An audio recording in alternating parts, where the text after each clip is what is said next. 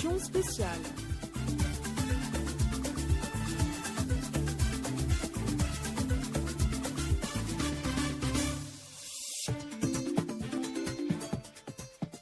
Bonjour à tous, nous sommes le 8 mai et nous commémorons le 79e anniversaire des massacres du 8 mai 1945, commis par la France coloniale en Algérie, notamment à Sétif, à Galma, à Kharata et Héliopolis.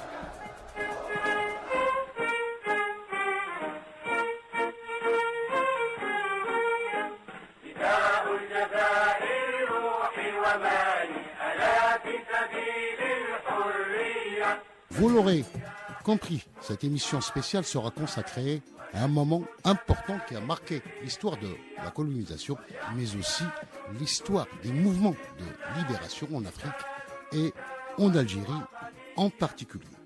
Malgré l'ampleur du sacrifice et du drame, le 8 mai 1945, moment fondateur dans l'histoire de l'Algérie, a ouvert une nouvelle étape historique à laquelle devaient correspondre des formes de lutte et d'organisation neuves. Pour revenir justement sur cette date importante, j'ai avec moi au téléphone M. Ammar Belkhouja. M. Ammar Belkhouja est auteur de plusieurs ouvrages sur l'histoire de la colonisation. Il a notamment consacré un ouvrage remarquable au massacre du 8 mai 1945, Guelma, un criminel nommé Achiari, et un autre livre remarquable également consacré aux crimes coloniaux en Afrique. Monsieur Ammar Belkhouja, bonjour et bienvenue. Mes amitiés Hassan, mes amitiés, et un salut fraternel à tous ceux qui sont à l'écoute de cette chaîne. Merci Ammar Belkhouja. Le 8 mai 1945, au moment où le monde entier célébrait la victoire des Alliés sur l'Allemagne nazie, les Algériens se faisaient massacrer horriblement à Sétif, à Galma et à Kharata. Ammar Belkhouja. Ce qui est désolant, c'est que cette guerre que la terminologie officielle veut coûte que nous l'appelions guerre mondiale, mais finalement c'est une guerre euro-européenne.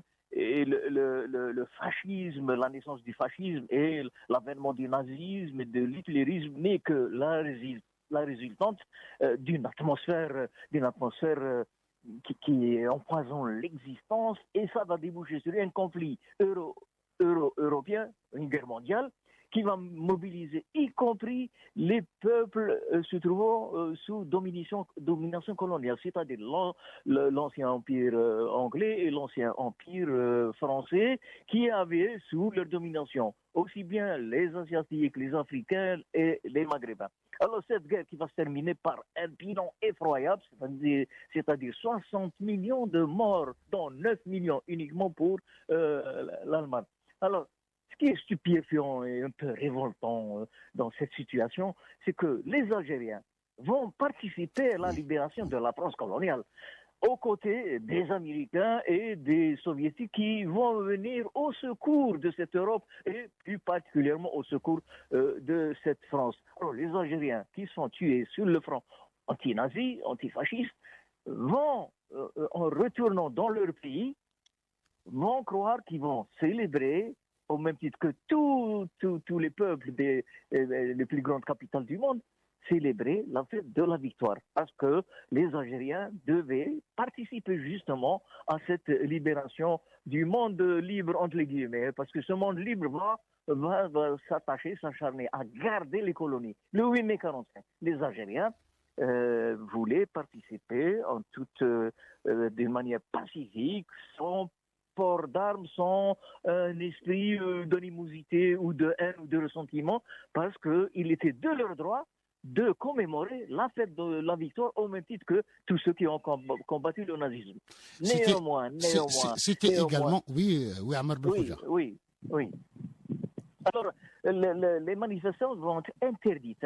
On exige des Algériens de défiler avec le tricolore. Les Algériens avaient leur drapeau depuis les années 30, hein, les années 30 depuis l'étoile nord-africaine, ils avaient leur drapeau qui signifiait un symbole national.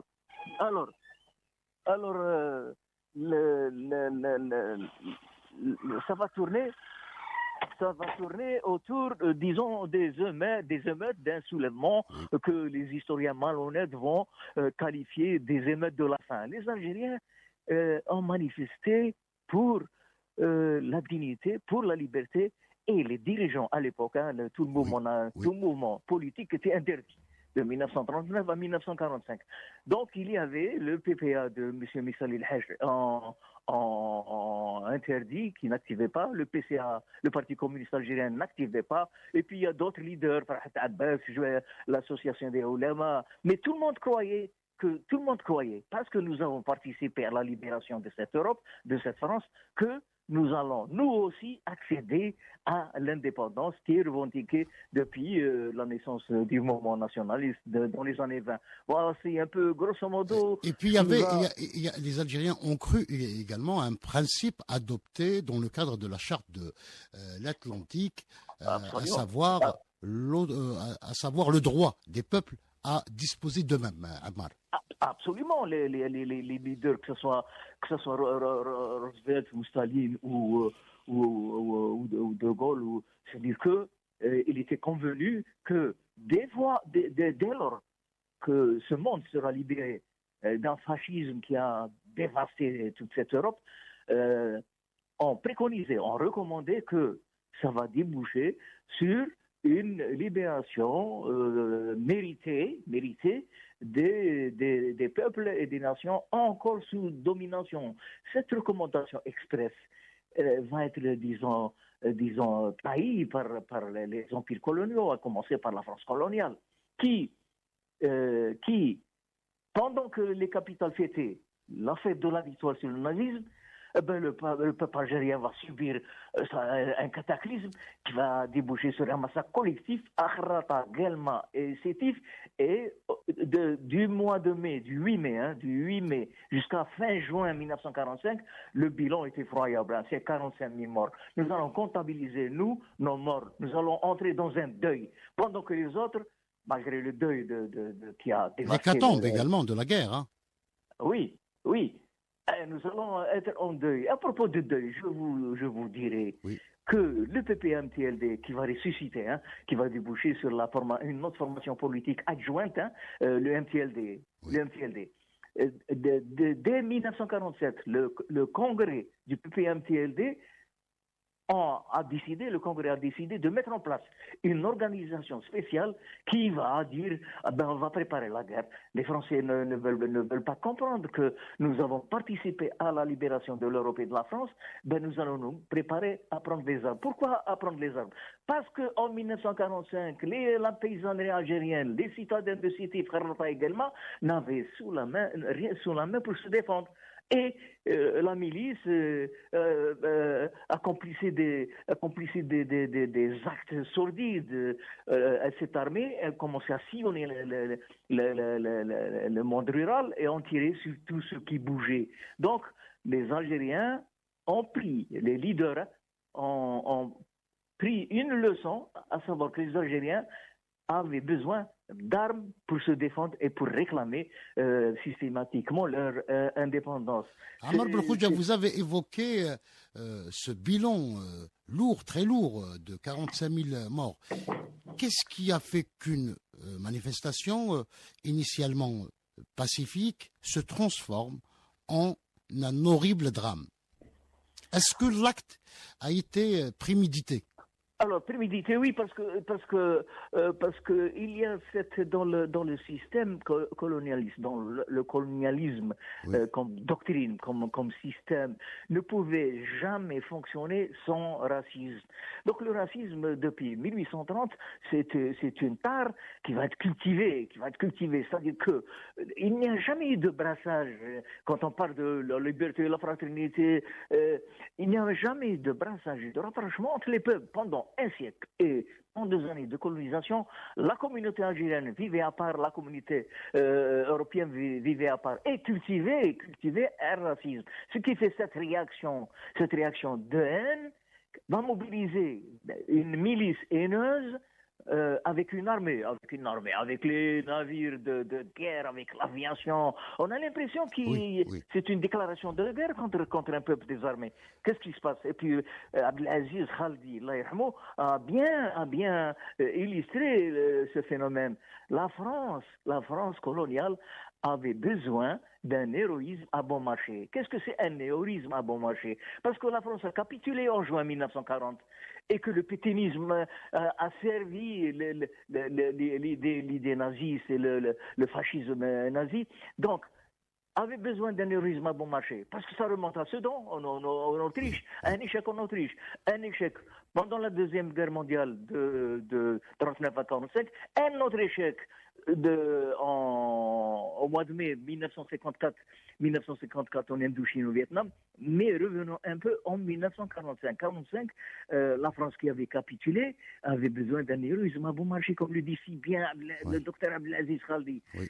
Pourquoi un héroïsme à bon marché? Parce que les Algériens étaient désarmés. Et le bilan concernant les Français qui ont été tués pendant les 3 jours de manifestation, hein. Et on n'a eu que 3 jours finalement. 3 jours, et puis ça s'est calmé du côté algérien parce qu'on n'avait rien sur la main pour nous défendre. Il y avait 103 Français qui ont été tués. Et les colons ont juré que pour un Français, il y aurait 1000 morts. Ils sont arrivés à la moitié. Au lieu de 100 000 morts, c'est 45 000. Et comme vous l'avez signalé tout à l'heure, c'est l'ampleur de ce massacre. On tuait tous les jours, du 8 mai jusqu'à juin 1945. Alors, là, c'est un déclenchement. Ça va être un peu l'éveil des peuples sous domination, que ce soit aux Indes, que ce soit en Indochine, que ce soit dans le Maghreb. Donc, il y a un mouvement qui va naître, qui va dire, bon, les dirigeants français ne refusent de revenir à de bons sentiments et d'accorder sans violence les droits aux Algériens, c'est-à-dire la souveraineté. On ne pouvait pas marchander une indépendance avec des conditions. Et les Algériens... Ammar Belkhodja, vous avez évoqué le racisme. Vous me rappelez d'ailleurs la fameuse phrase de l'historien Charles Robert Ageran qui disait que le 8 mai 45 était un règlement de compte racial. Mais au-delà de ce règlement de compte racial, nous savons aujourd'hui que la responsabilité de la France est établie à tous les niveaux de responsabilité, c'est-à-dire du petit fonctionnaire de la colonie jusqu'au plus haut sommet de l'État, c'est-à-dire le général de Gaulle à l'époque. Et oui, très juste. Très juste parce que ça a commencé avec un télégramme qui va être fatal aux Algériens. Oui. C'est le télégramme des premiers jours, tout à fait pendant les premiers moments de Charles de Gaulle, qui était le leader libérateur de la France coloniale, de la résistance française, va envoyer un télégramme à Yves Châtaigneau, qui était gouverneur général en Algérie, et à toutes les autorités finalement, les sous-préfets, tous les préfets des trois départements, en leur ordonnant systématiquement de rétablir l'ordre par n'importe quel moyen et de ne pas tolérer à n'importe qui de porter atteinte à la souveraineté française. Voilà un télégramme qui veut tout dire que la France était décidée à garder la colonie. Coûte que coûte. Et les Algériens ont pris des leçons. Le PPA avait décrété la journée de 8 mai 45, journée de deuil. Oui. De 1945 jusqu'en 1954, au déclenchement de la guerre de libération, c'était une journée de deuil. Parce que 45 000, c'est un bilan très, très lourd. Et les Français vont continuer avec les massacres en Afrique noire. Ammar Belkhodja, vous avez évoqué la répression militaire, parce que nous savons que les pouvoirs civils ont été remis au général Duval, qui va chapeauter toute la répression dans la région de Sétif, en mobilisant des milliers d'hommes bien encadrés, motorisés et bien entraînés, d'ailleurs appuyés par des tirailleurs sénégalais, des tabors marocains, des légionnaires, etc., toute une armada pour s'attaquer à des civils. Et puis il y a à un autre procédé, c'est à Guelma. Donc à Guelma, c'est l'exemple d'ailleurs, ce sous-préfet, l'exemple d'un fonctionnaire zélateur qui va lui-même organiser la répression. Oui, ça c'est tragique également, ça a été vraiment tragique parce qu'on a assassiné la fine fleur de la jeunesse guelmoise. Ouais. Au bout de quelques jours seulement, 700 Guelmois ont été décimés par la milice sous la direction sordide du sous-préfet de triste mémoire, André Achiari. On a ramassé tout le monde, on a raflé tout le monde. Il y a un groupe de scouts, Oui. un groupe de scouts, de 40 scouts, de 10 à 14 ans. Eh ben, ils ont été à leur domicile, ils les ont emprisonnés, ils les ont assassinés froidement. Il y a eu la section des Amis du Manifeste de la Liberté. Oui. Parce qu'à cette époque-là, depuis 44-45, M. Farhat Abbas a initié un rassemblement Les AML. de toutes les forces nationales, de toutes les forces sociales. Eh bien, il n'y a pas eu de répit, il n'y a pas eu de pitié, ni pour l'association, les membres de l'association des oulémas, ni pour les syndicalistes affiliés à la CGT, ni pour les scouts, ça a été une véritable chasse à l'arabe. Des enfants, des adolescents de 16 ans, 17 ans, on leur donnait des fusils de guerre et ils partaient à la chasse de l'Algérien. C'est horrible, hein, c'est horrible.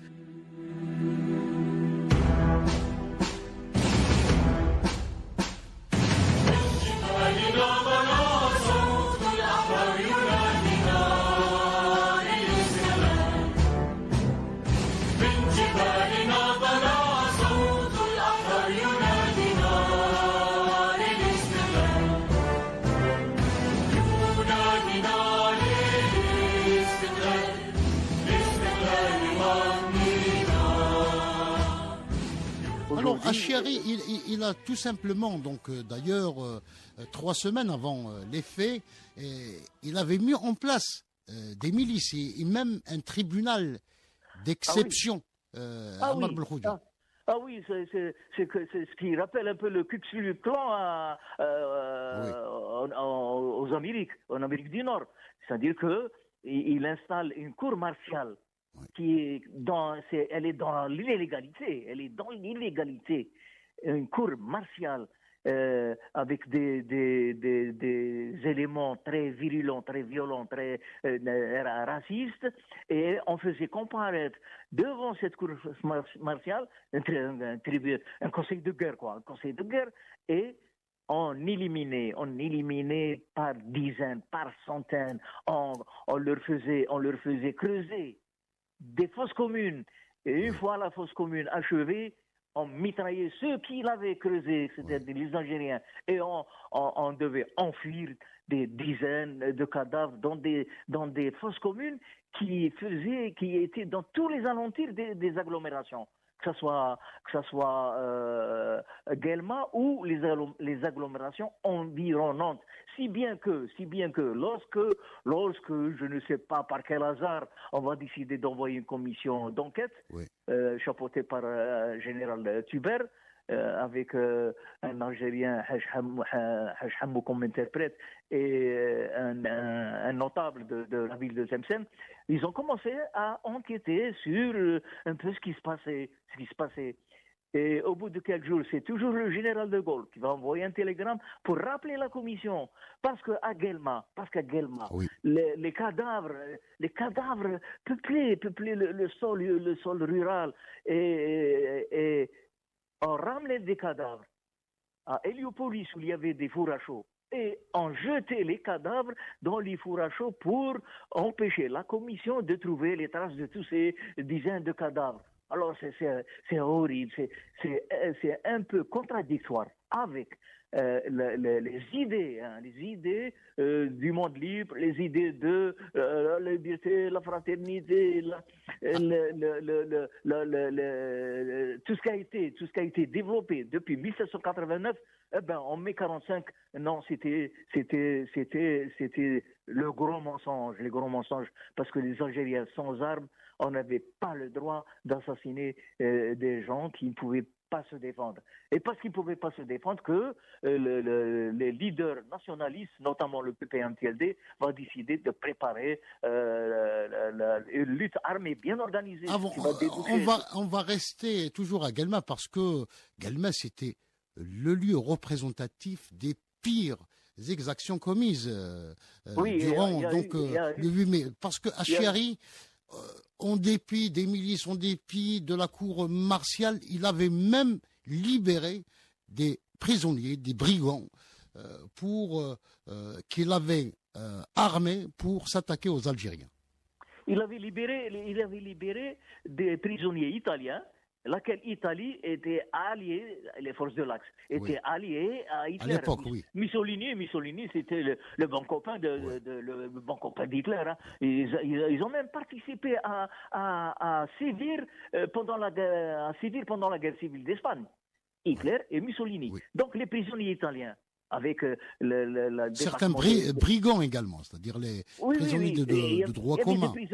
Des prisonniers italiens, mais aussi malheureusement des troupes coloniales telles que les Sénégalais ou les Tabours marocains. Ça, c'est un phénomène qui remonte depuis 1920. Les guerres coloniales mobilisaient les forces indigènes, entre les guillemets, pour combattre tel ou tel soulèvement. El Khattabi avait en face de lui et l'armée espagnole, l'armée française, mais aussi des auxiliaires marocains, des makhzen marocains et des Algériens, des goûts algériens qui étaient levés en 1921, 22, 23 pour aller combattre dans le Rif. Ça, c'est un phénomène sur lequel doivent étudier des historiens et sociologues. Comment les empires coloniaux ont-ils parvenu à mobiliser des indigènes, entre les guillemets, pour combattre d'autres indigènes, entre les guillemets.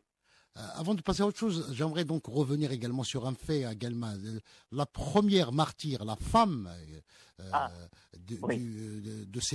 première victime donc, de ces massacres tombe donc à Guelma, à Marbouja. Oui. Il y avait une famille de notabilité également qui répond du nom de Righi. Oui.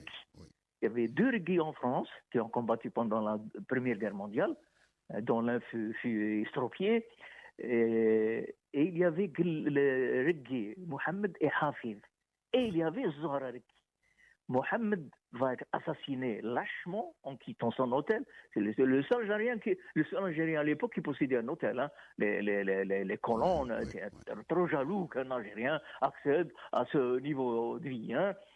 Il y avait Hafid qui était commerçant. Il y avait Zohra Righi, Fatma Zohra Righi, lettrée en arabe, en français, membre actif des AML. Elle enseignait aux Algériens, aux adolescents algériens, le français, l'arabe, bref, une citoyenne honorable qui militait pour son pays.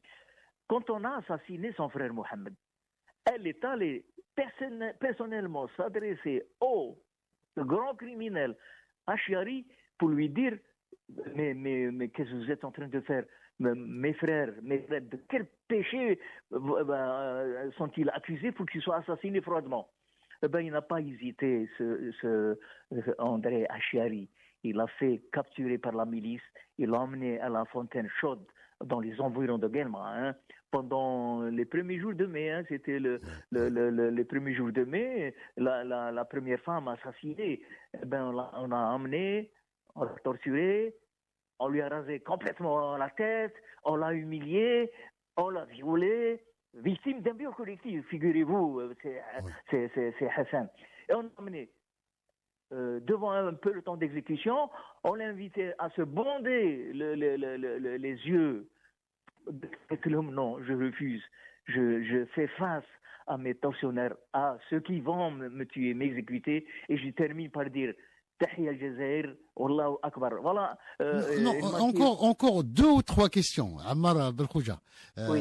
Alors, donc, dans sa stratégie colonialiste, à l'époque, les responsables français étaient pratiquement sur le qui-vive parce que avant le massacre du 8 mai 1945, il y avait, comme vous l'avez si bien dit tout à l'heure, il y avait le massacre de Tiaroy au Sénégal en décembre 1944, une manière aux Français à l'époque, de remercier justement les tirailleurs sénégalais qui ont participé à la libération De 1945 à 1953, hein, jusqu'en 1954, jusqu'au déclenchement de la guerre d'Algérie, de la guerre d'indépendance, qui va faire une tache d'huile finalement. Les Algériens ont toujours dénoncé dans la presse nationaliste, que ce soit celle du PPMTD ou de l'UDMA, ont toujours dénoncé le porte-flambeau de Thiermont. Ça n'a pas commencé après 62, mais pendant tout le mouvement nationaliste qui comportait en son sein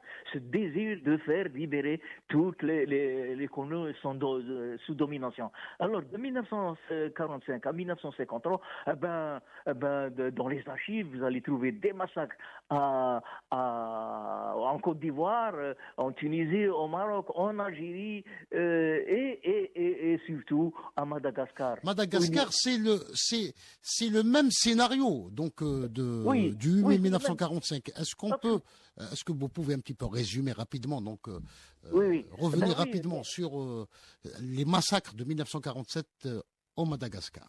47-48. Et puis il y a une tradition dans le massacre collectif des empires coloniaux.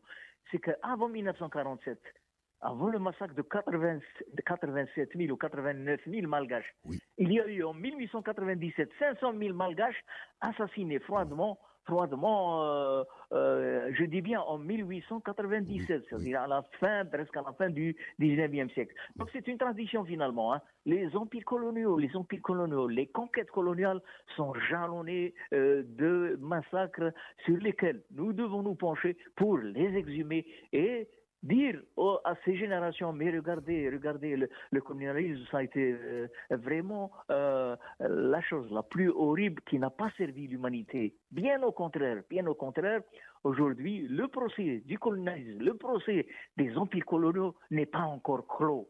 C'est-à-dire que la poésie doit s'y mêler, le théâtre doit s'y mêler.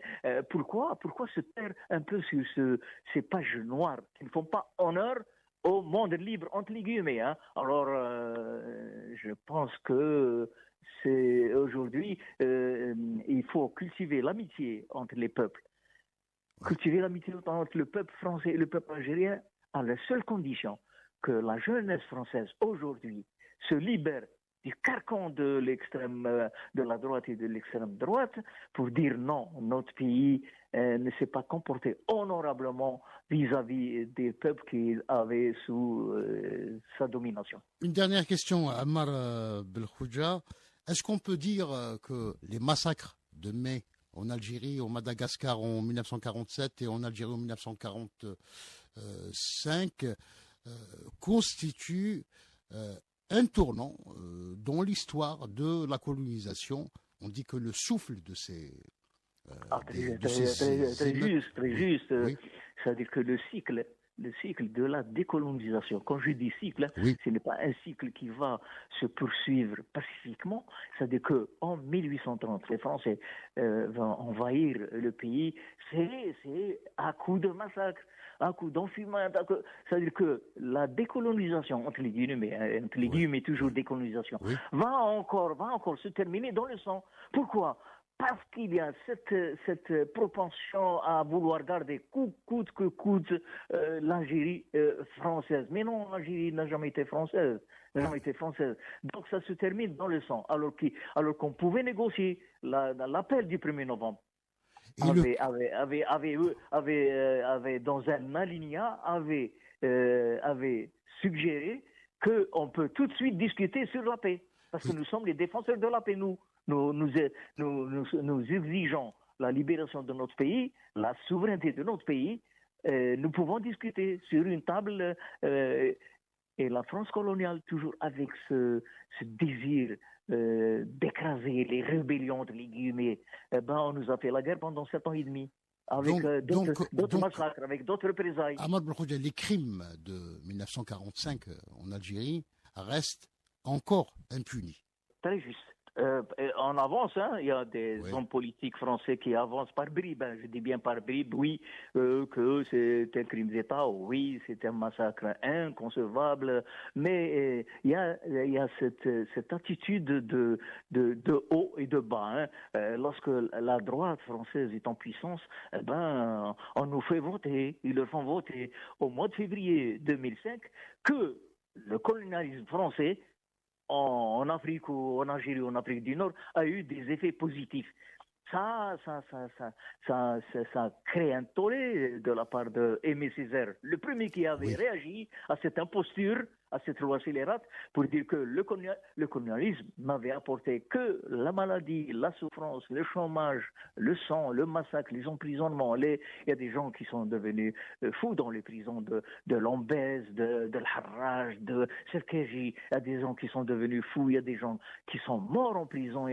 Donc les effets positifs, c'était au profit des pieds noirs. Si on construit un hôpital, c'est au profit des pieds noirs. Si on construit une route, c'est au profit des pieds noirs. Aujourd'hui, en Palestine, en Cisjordanie, à cause de cette discrimination raciale, de la construction d'un mur honteux, il y a une route spécialement conçue et construite pour les Israéliens. Il y a une autre route médiocre, elle n'est pas praticable pour les Palestiniens. Il y a une immatriculation des véhicules israéliens et une autre immatriculation pour le... Alors nous avons aussi notre part de discrimination avec le code d'indigénat. Discrimination, un code d'indigénat qui a été d'ailleurs appliqué à tous les peuples colonisés en Afrique. Le colonialisme, Ahmad Belkhodja, comme vous l'avez si bien dit, n'était que ruine, massacre et destruction. Je tiens à vous remercier vivement d'avoir répondu à nos questions. Je rappelle que vous êtes auteur de plusieurs ouvrages sur l'histoire de la colonisation, notamment sur les massacres coloniaux en Afrique. Monsieur Ahmad Belkhodja, je vous remercie. Je tiens à remercier également ceux qui nous ont suivis. À très bientôt.